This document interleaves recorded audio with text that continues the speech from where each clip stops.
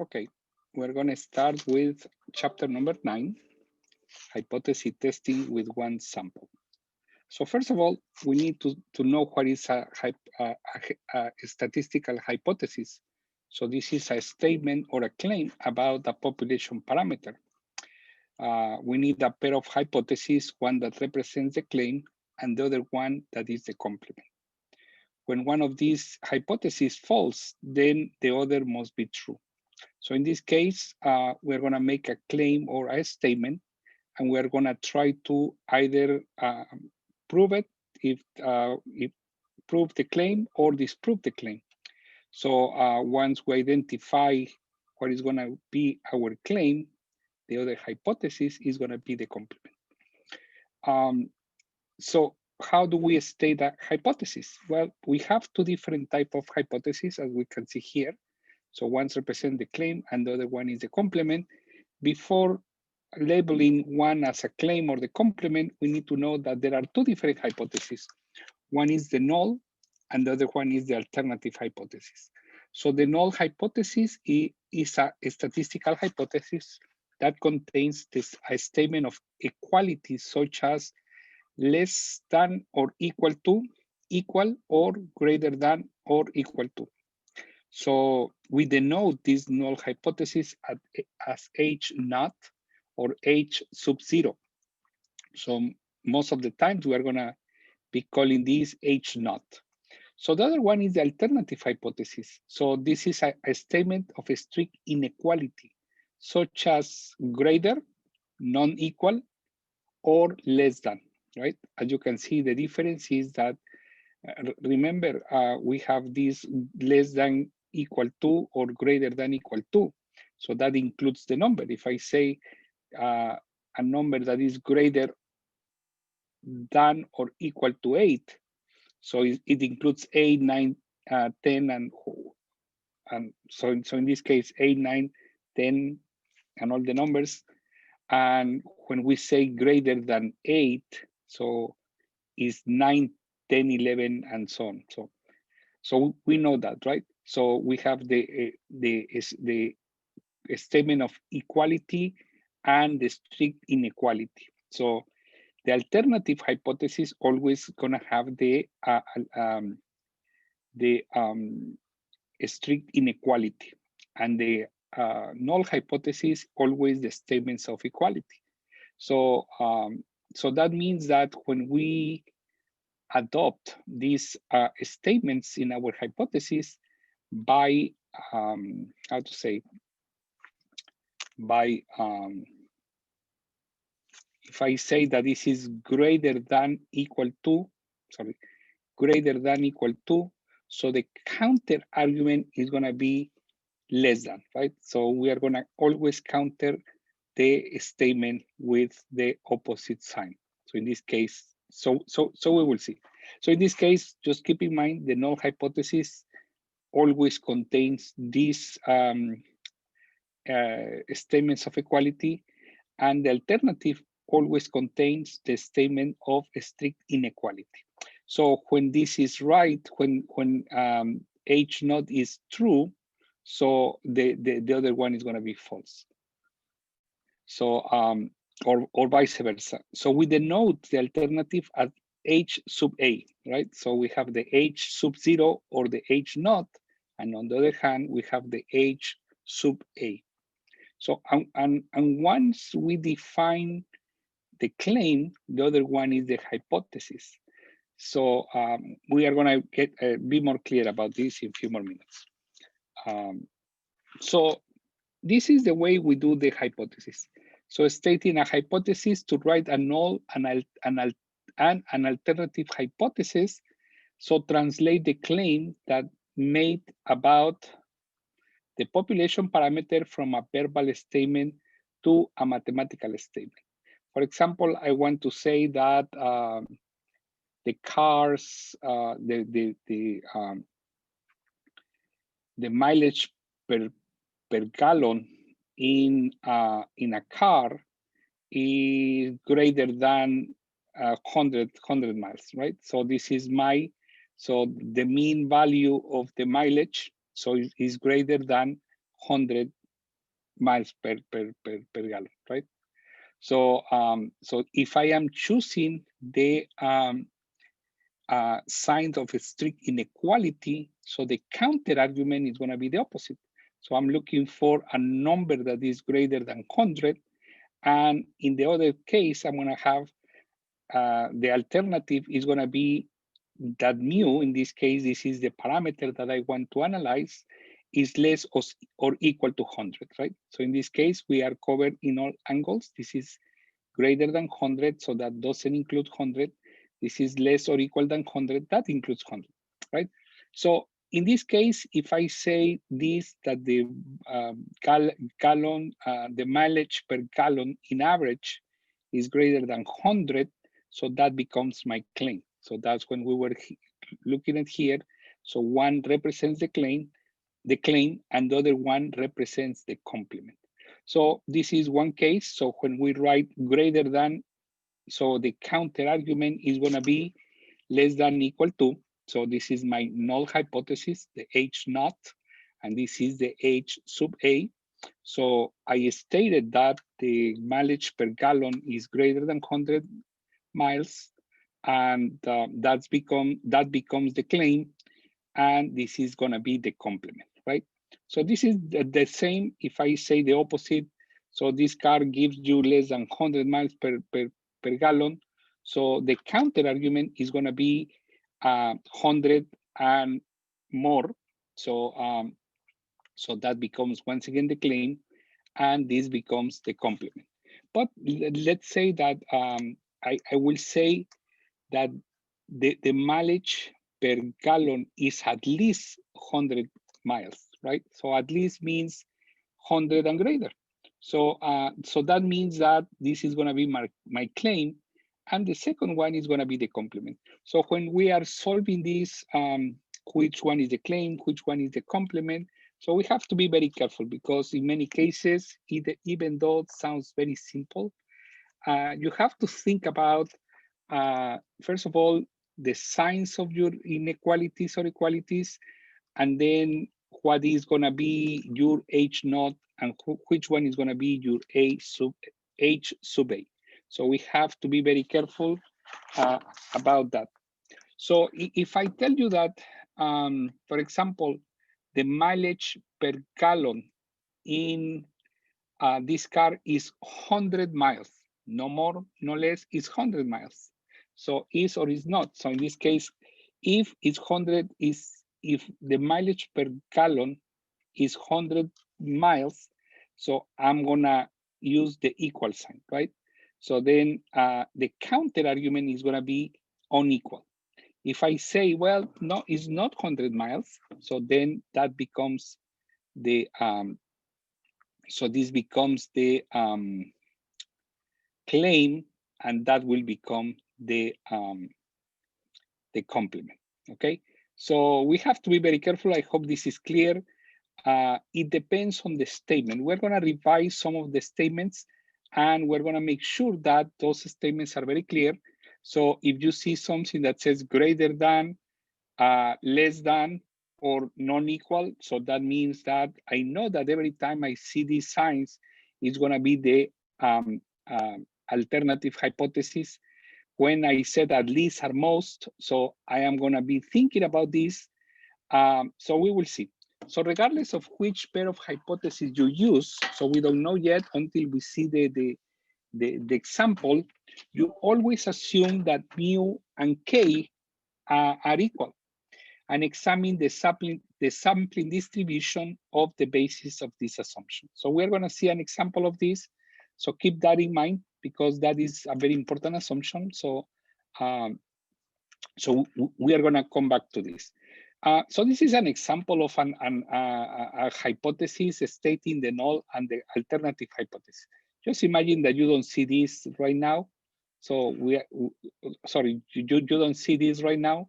So all we are looking is at this, right? So write the claim as the mathematical sentence, state the null and the alternative hypothesis, and identify which represents the claim. So very simple. A school publicizes that the proportion of students, so in this case, keep in mind that the parameter that we are analyzing is the proportion. So we can analyze the mean, the proportion, and the standard deviation and variance. Okay, so that's what we're gonna do during this class. So in this case, just assume that the school publicizes that the proportion of its students who are involved in one extracurricular activity is 61%, right? So I am telling you that 61% are involved in one extracurricular activity. So no more, no less. So what sign should I use? Well, I come back here and I say, oh, I remember that I made that comment here. So is not means is 61% means that mu is equal to k, or in this case, p is going to be equal to k, right? So my hypothesis is going to be that the H naught reflects that p is equal to 61. So this is the equality condition. So then the counter argument of this is going to be the not equal to. So I have my two hypotheses. So so in this case, because I am telling you that this is 61%, I am gonna use this as the claim, right? So this is gonna be the claim. So what if I say it's not 61%, right? So it's not 61%, it's gonna change the argument. So now the claim becomes not equal to 61, and the complement becomes the other one. So we have to be very careful in reading those statements. So in this case, the case says is 61%. So we are going to assume that the H naught is going to be the claim, right? So that's very simple. We have a second case. So a car dealership announces that the mean time for an oil change is less than 50 minutes, right? So less than 50 minutes. So that means that if I go back to my statements, I know that the less than is in the alternative hypothesis. So this is the less than. So the counter argument is going to be greater or equal to, right? So in this case, I'm going to type that mu is less than 15 minutes, right? So that's going to be the claim. And then the complement is going to be the counter argument, which is greater than equal to. So in this case, a car dealership announces that the mean time for an oil change is less than 50 minutes. It can be 14 minutes. It can be 13 minutes. So that's my claim. So and the counter argument is no. So this is not 50 minutes. So so that becomes the claim, right? So less than 15 minutes, I choose the alternative hypothesis. I say that the mean, of course, here is the mean time. So in the previous case, we saw the proportion. In this case, is the mean time. So what if I say, like, for example, so this is clear, the less than. So what if I say at least, right? So at least means 15 and more. So in this case, is at least mu is going to be 15 and more. So that's going to be my claim, because that's what the case is telling me. And I am going to use this as the claim. That's very important, because you will see that labeling the claim as the H naught or the H sub A is very important. So once again, if I say at least means 15 minutes and more, so so it's equal or greater than 15 minutes, so that becomes the claim. In our case, that wasn't the claim, so we how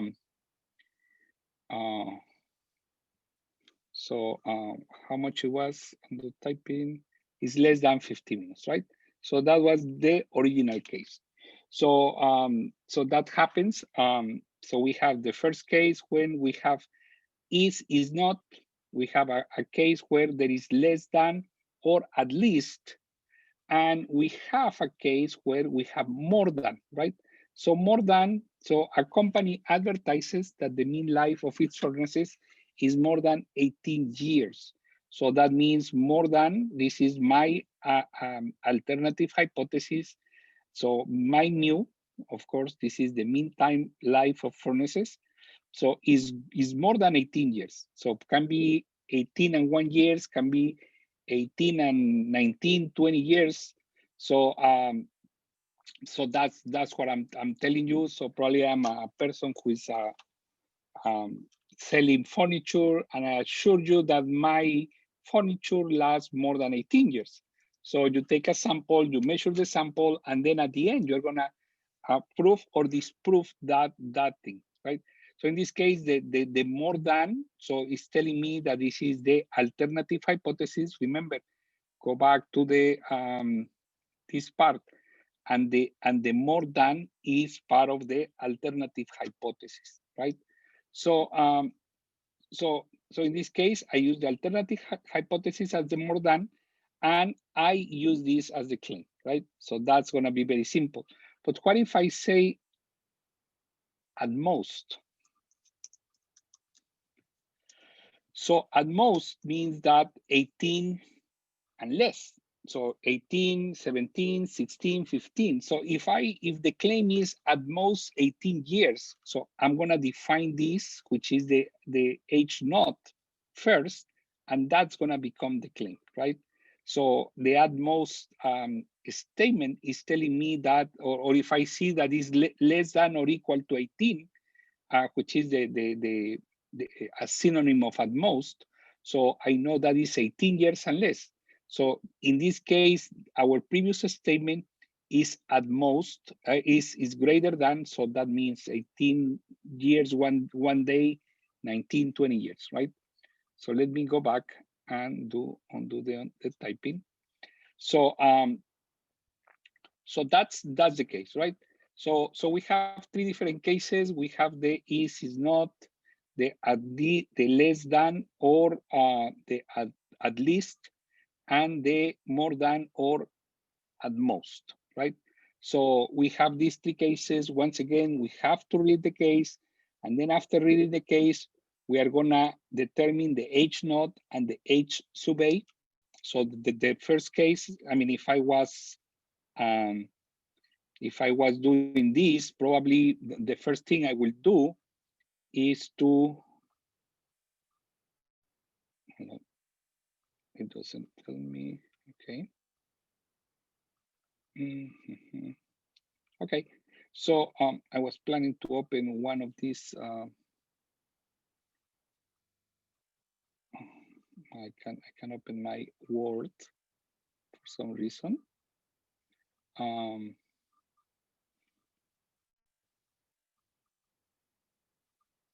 No, I can open my Word. Okay, well, I'll do that later.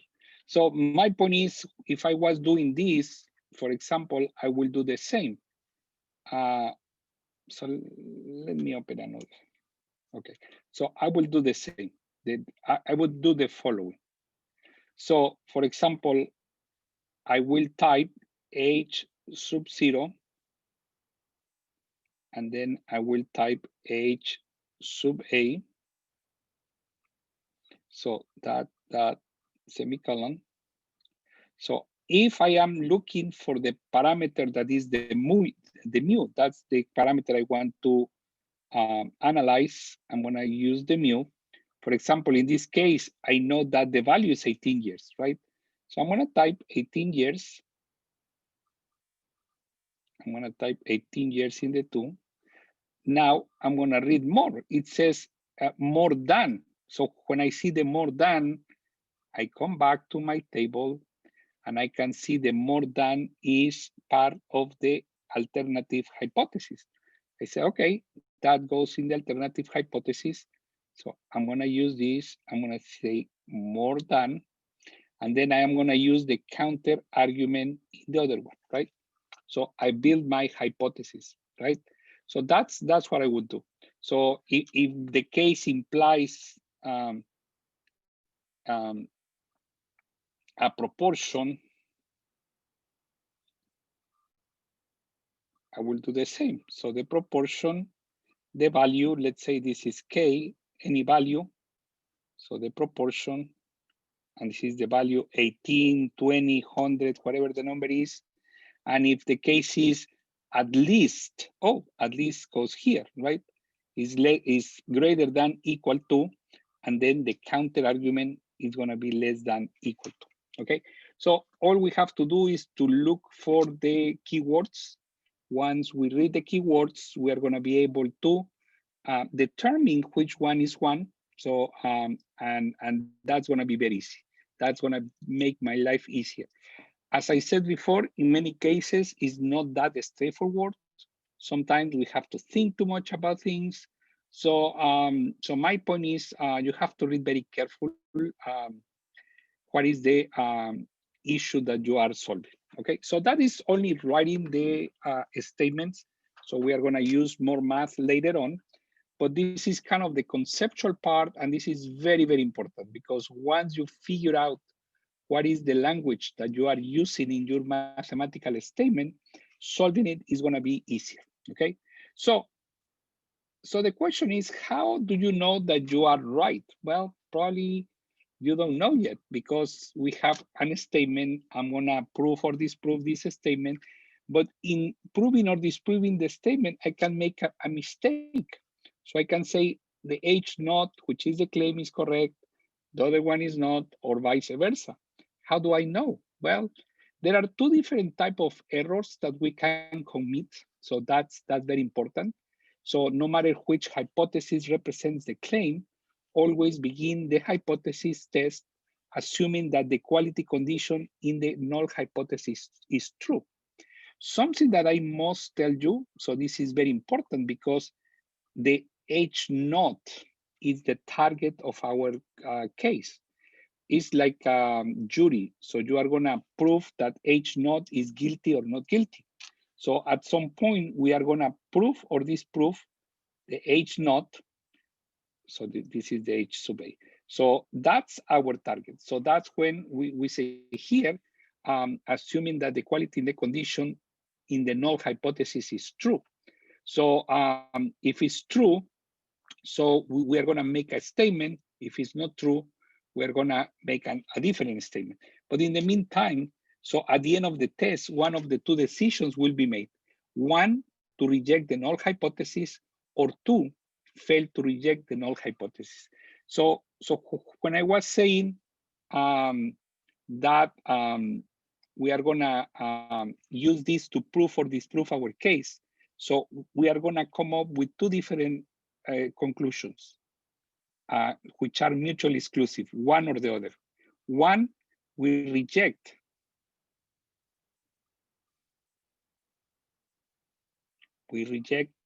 H naught, or we fail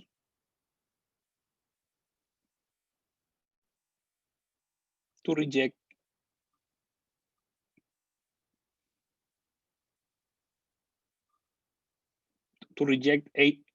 H naught. So those are the solutions that we can come up with.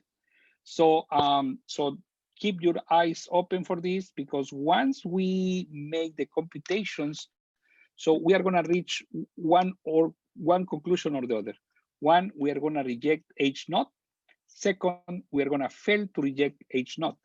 So when I reject H naught, I am confident that this is false. This is not true. But when I fail to reject H naught, all I have is I don't have enough evidence.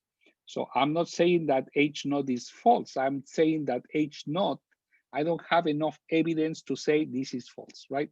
So I can reject it with a certain level of significance, or I can fail to reject, meaning I am not sure that this is not true, but I don't have enough evidence at this point to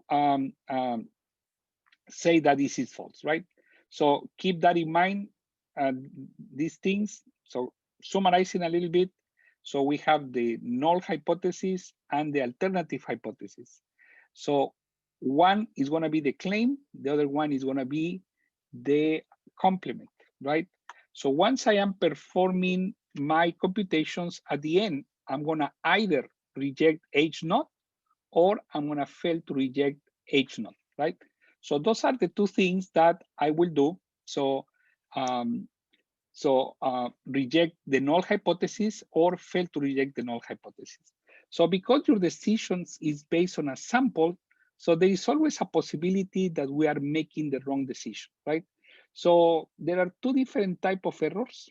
For example, so just imagine that you do not reject H naught. So you say, well, I do not reject H naught, and H naught happens to be true. So so when H naught is true and you don't reject H naught, that is a good decision, right? But what happens when H naught is true and you rejected it? So that is the problem. So we have what is called a, um, type 1 error. So the type 1 error occurs if the null hypothesis is rejected when it's true. So we can make that mistake, right? So how do I know? Well, I'm doing my computations and I rejected H naught. I made the wrong choice, and this is called the type 1 error. So in the second case, I have the H naught that is false. So I do not reject H naught. I fail to reject H naught. So then I'm not rejecting it when it's false. So in this case, I am committing the so-called type 2 error. So the type 2 error occurs if the null hypothesis is not rejected when it's false, right? So that can happen very often. So in that sense, how do I know? Well, those are some of the examples that I want to discuss. So that illustrates the importance of the type 1 and the type 2 error. So this is an example. The USDA, the United States Department of Agriculture, limits for salmonella contamination for chicken is 20%. Any percentage above the 20% is going to be dangerous for health. Any below 20% is going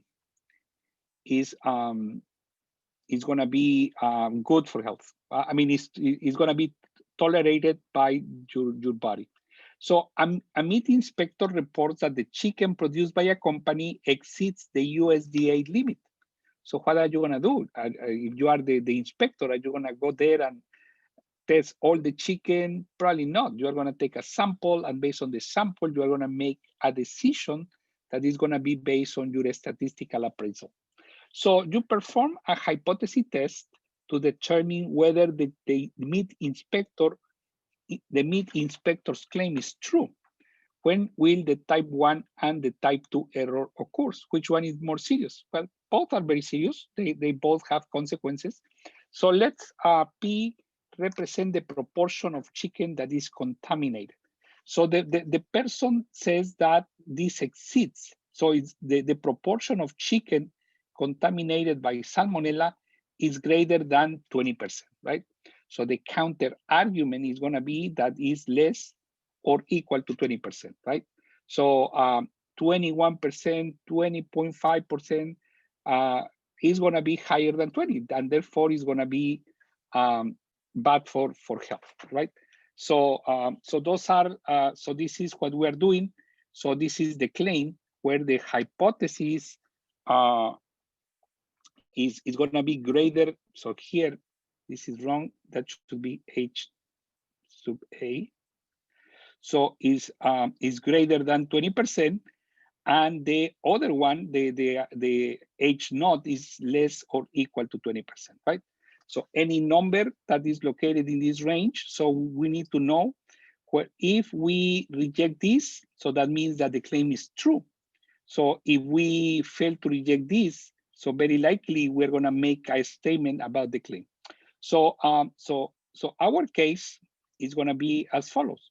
So the hypothesis, as we mentioned, is the proportion of chicken is greater than 20%, and the complement, which in this case happens to be the H naught, is going to be less or equal to 20%. So a type 1 error is that we reject H naught when it's true. So we are going to reject H naught, and H naught happens to be true. So if we say that, so remember, that's the hypothesis that we are judging. We are kind of like the juries come in and say, well, without any doubt, reasonable doubt, we say that this is true, or they may say, not very sure. I'm not sure that this is correct. So in this case, if we reject H naught, knowing that it's true, so that the proportion of chicken is less than 20%, so the actual proportion of contaminated chicken is less or equal than 20%, but you decide to reject H naught. That is type 1 error. The type 2 error is also failing to reject H naught when H naught is false. So I am saying that this is true. So then I am rejecting, I am telling that this is true when it's not true. So the reality is that the proportion of chicken with salmonella is greater than 20%. So the actual proportion of contaminated chicken is greater than 20%, but we do not reject H naught. So that can happen very often. In many cases, people are making the wrong decision. And what happens in this case? With type 1 error, you might create a health scare. So you are saying that this is, so you are rejecting H naught. So you are rejecting H naught when is true. So you are giving an information that is inaccurate. So you might create a health scare and hurt the sales of chicken producers who are actually meeting the USDA limits. So that might be bad. If you have the type 2 error, failing to reject H naught when this H naught is false, so that means that this is true. So the proportion of chicken is greater than 20%. So you can make people sick. So because they are going to trust your judgment, they are going to buy chicken, and the reality is that the chicken is going to be contaminated. So so those are serious things, especially when we are dealing with issues related to health. So so that's very important to understand. So we have these two type of errors. So the question is how confident, how secure, how significant we call you want your results to be. So remember in the previous case when we were building our confidence intervals, we were confident at the 90, at the uh, at the 90, 95, and 99%. So in this case, so remember we also define alpha. Alpha is 1 minus C. So in this case, we are going to call the level of significance. So the level of significance is going to be the alpha that we were analyzing in our previous case, right? So we are very familiar with the alpha. So this alpha is your maximum allowable probability of making a type 1 error. So denoted by alpha. So this is the lowercase Greek letter alpha. So in this case, you can say, okay, I am rejecting H naught. How sure are you? Well, I'm going to use a level of significance of 1%, or I'm going to use a level of significance of 5%, or a level of significance of 10%. So those are the values that most of the times scientists are using for significance. So it depends very much on the case. A level of significance higher than 5%, remember, is the most, let's say, used in the literature.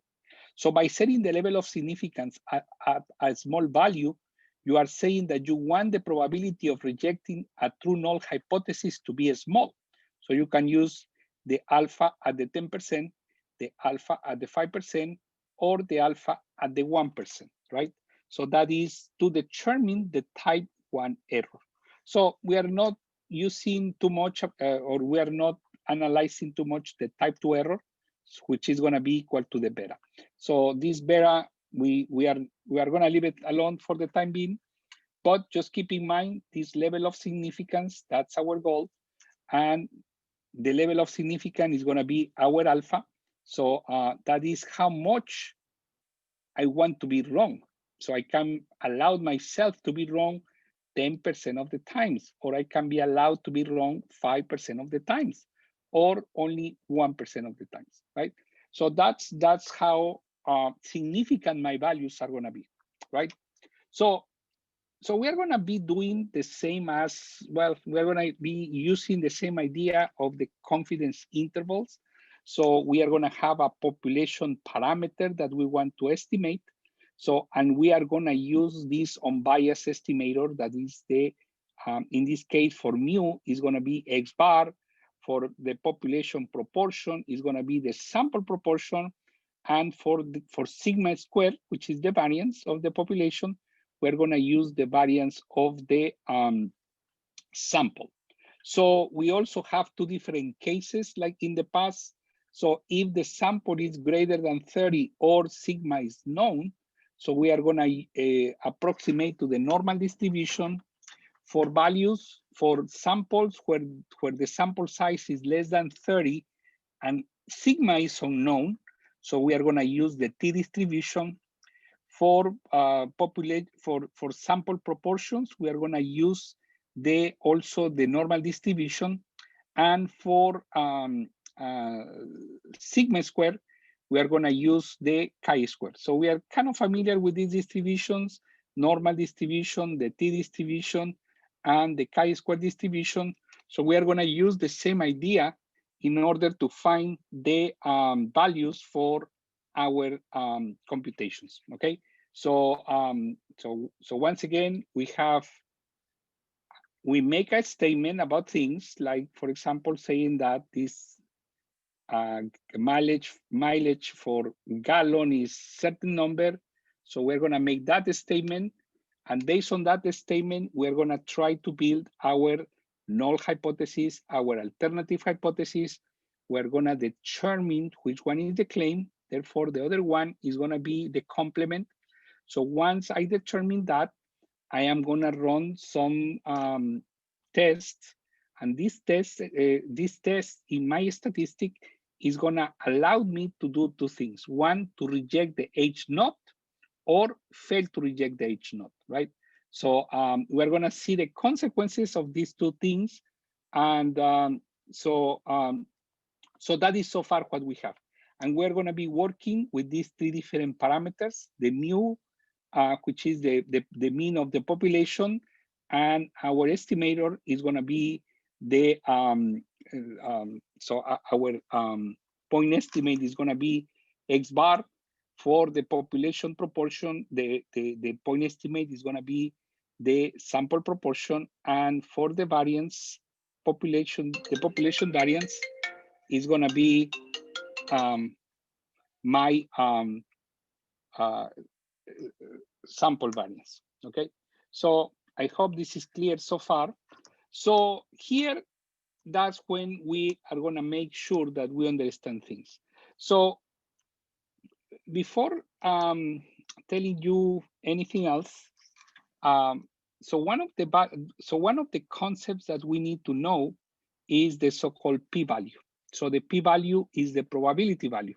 So remember, we have our normal distribution, and that normal distribution was basically the area under the curve. So that is the area under the curve represents a probability value. So that value is going to be known as the p-value, right? So the probability, if the null hypothesis is true, of obtaining a sample statistic with a value as extreme or more extreme than the one determined from the sample data. So we are going to be computing this probability value, and we are going to be comparing these values with some other parameters in order to make sure that the sample reflects the population values. So, and that p-value has to be determined based on the nature of the test. So that's when, if I can go back here, remember I was telling you the following. So the H naught is gonna tell me whether it's like the guilty or not guilty verdict, right? So I'm gonna say reject, fail to reject, right? Is the guilty, not guilty verdict. But with the H sub A, that is very important because based on this, we are gonna determine the nature of the test, right? But just imagine. So this is proof or disproof, and the alternative is gonna tell me which test I am gonna apply. Either a right tail test, left tail test, or two tail test, right? So this is very important for you to understand. We are gonna prove or disprove the H naught, but the alternative hypothesis is gonna help me determine the nature of the test, right? How do I know that? Okay, so that's very good to know because based on this, I'm gonna be finding the p-values. So, but before finding the p-values, I need to know what is the nature of the test. And there are three different type of tests. So the first one is a left tail test. So the second is a right tail test, and also we have a two tail test. So the type of test depends on the region of the sampling distribution that favors a rejection of H naught, right? So the region is indicated by the alternative hypothesis. So that's what I just told you. So this alternative hypothesis is gonna tell me whether is a two-tailed test. So when we have this on not equal sign, this is gonna be a two-tailed test. If I have the less than, it's gonna be a left-tailed test. So if the peak goes like this, so that means that this is less than, so it's gonna be a left-tailed test. If the peak of the sign, this sign is is the greater than, so that means that the tail is gonna be on the right. So this is gonna be right tail test, left tail test, and two tail test. So basically, we define this very easily. So so I just want to make sure that this is clear. So so we have the left, right, and two tail test, and that is gonna tell me that this area is gonna favor the rejection of H naught, right? So this is an example of a left tail test. So the alternative hypothesis H sub A contains less than inequality symbol, right? So we have the inequality symbol. So that is the left tail test. So that means that we are gonna be looking at the area to the left of my distribution, right? So so that's the area under the curve that I want to analyze, right? So if I have a greater than inequality symbol, so as I said, the peak goes to the right. So that means that I am interested in finding the area on the right of the distribution, right? So my alternative, after I set up all these hypotheses based on the statements, so I realized that this is greater than, so I'm gonna be performing a right tail test, right? Also, I mentioned that when we have the equal and unequal sign, so I'm gonna use a, um, a two-tail test. So basically the non-equal sign is gonna tell me that this is a two-tailed test. So P is twice of the area to the left of the negative standardized test statistic. So P is twice of the area to the right of the positive standardized test statistic. So once we determine the value of one statistic, um, so we are going to be using those values to compute our results. So so far we don't know how to do it. We are learning how to do it. So I'm going to explain more probably in the next class. This is kind of like building the ideas on how we can regard this process. So remember the the case comes down to the following. We have a statement. We have to translate that statement into a mathematical representation. We do so. We know that the inequality symbols represent the alternative hypothesis. So we place the counter argument in the H naught. So in this case, if I determine that is less than, so this is going to be my claim, this is going to be the complement. So so I have a left tail test, I can have a right tail test, or I can have a two tail test.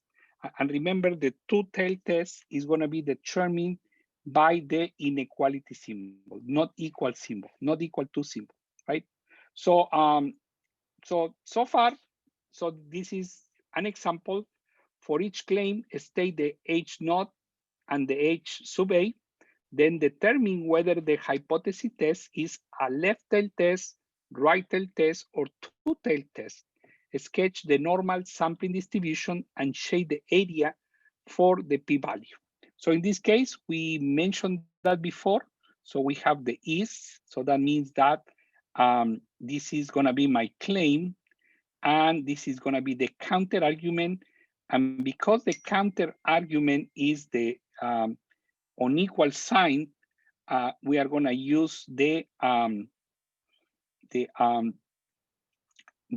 two-tail test, right? So in the second case, we have the case for is less than. So the inequality, the less than symbol allows me or indicates me that this is gonna be a left tail test, meaning that the area under the curve that I need to analyze is located to the left of my distribution. So in the third case, we have a greater than. So this is a right tail test. So so that's what indicates me that I'm going to be analyzing the value to the right of my distribution. And this is based on the statement. So we have covered so much today. So once again, we come up with a statement, we translate that statement into the alternative and the null hypothesis. One is going to be the claim, the other one is going to be the complement. So remember, the H naught is the one that we have to prove for this proof. And the alternative is the one that is going to tell me the nature of the test, right? So that's what we have covered so far. So, so we are going to make decisions based on the following. For example, so I mentioned that we are gonna be finding the p-value, the area under the curve, and we are gonna compare that value with our alpha. Alpha is how sure I want to be or how much error I am allowing to happen. So the alpha is going the alpha that is going to be based on my hypothetical belief that I want to be 5% wrong is going to be compared to the p-value. The p-value is going to be the area under the curve that is located either to the left, to the right, or between these two tails, right? So, and the rule says when the p-value, the value that I find using my data, based on my normal distribution or the distribution I am using has to be less or at least equal to alpha. For example, if the area under the curve is 0.005, so this is p-value, and I am setting an alpha equal to 0.005, so that makes me reject the H naught. So probably this number can even be lower. So this is the p-value, let's say is 4%. So this is the p-value, and this is alpha. So this is the level of significance that I am allowing myself for mistake. And this is the value that I found with my data. So in this case, because alpha is greater than the p-value, I am gonna reject H naught, right? So that is the criteria that we are going to use. If the opposite is true, for example, in this case, alpha is going to be 5%, but my P is 7%. So that means that my P value is greater than the alpha, then I'm going to fail to reject, right? Very simple conclusions that we're going to make. At some point sounds very, very simple, but once again, it's not the complexity of the math, it's more like the complexity of the process that makes me, how to say, well, that's the complexity of the process that makes this case more challenging. Okay, so let's say that we have this rule. So this is the rule for making a decision. So p-value less than alpha or equal to alpha, I reject H naught. The p-value greater than alpha, then I fail to reject. So when I reject H naught, I am saying H naught is not true. So I'm rejecting H naught. When I don't reject H naught, I don't have enough evidence to support that. So regardless what is the claim, let's say that you reject H naught, right? So this is the first case, and H naught happens to be the claim, right? So you have enough evidence to reject the claim. So you can say, well, I rejected the claim because my p-value is less or equal to alpha. So I have enough evidence to say that that I am rejecting the claim. So there is enough evidence to reject the claim. So, but what happens when you fail to reject the claim and the H naught happens to be the claim? So in this case, we are finding that this is, so the H naught is going to be the claim. So, and we are failing to reject. So there is not enough evidence to reject the claim. So I'm not saying that H naught is false. All I am saying is that I don't have enough evidence to say that I can reject that, right? So of course, it's a more good way to say I'm rejecting it, but we are not completely sure. So we are just 5% sure that there is not enough evidence to reject the claim. So once again, when the claim is H naught and we reject the claim, the language that we have to use is that there is enough evidence to reject the claim, or if we fail to reject H naught, so we don't have enough evidence to reject the claim when H naught is the claim. But let's say that H sub A is the claim and we happen to reject H naught. So then if we reject H naught and the claim is the sub H sub A, so then we have enough evidence to support the claim. For example, in this case of the chicken, so what if the claim is that is greater than 20%? So we are rejecting the less than equal to, so we are rejecting that H naught. So we are saying that the claim, which is H sub A, is true. So so in this case, so let me go back to this. I guess I am. So in this case, for example, we are so we have the H sub A, that is the claim. What if I reject? So once again, if I reject this, right? And now the H sub A happens to be the claim. So in this case, if I reject this, I am saying that the claim is true. So I have enough evidence to support the claim, right? So that's what these things are telling me. So we have to make sure that we are reading this in the proper way. So every time you come up with a decision, I strongly advise you to come back and look at this table to make the proper call. So there is enough evidence if the claim is H naught and we reject H naught, so we have enough evidence to reject H naught.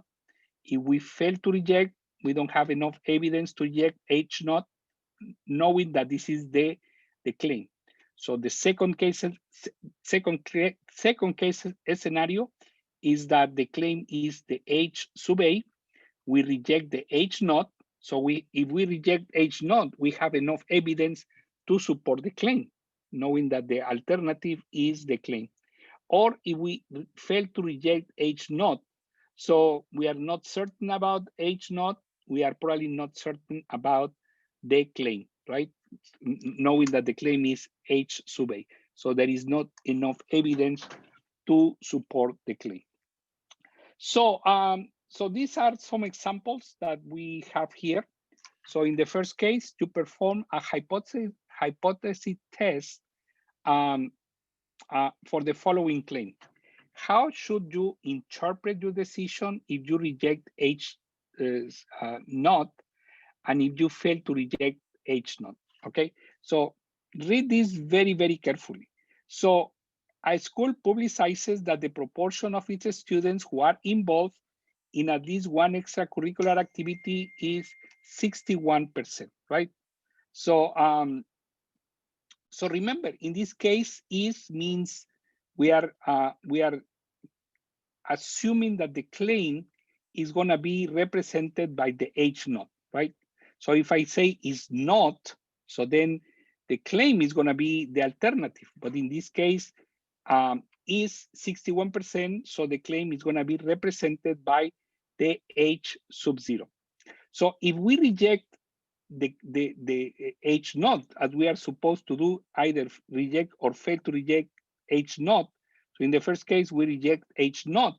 So you should say that there is not enough evidence to reject the school claims that the proportion of students who are involved in at least one extracurricular activity is 61. So we have enough evidence to reject that 61 is not the number. So so that's because H naught happens to be the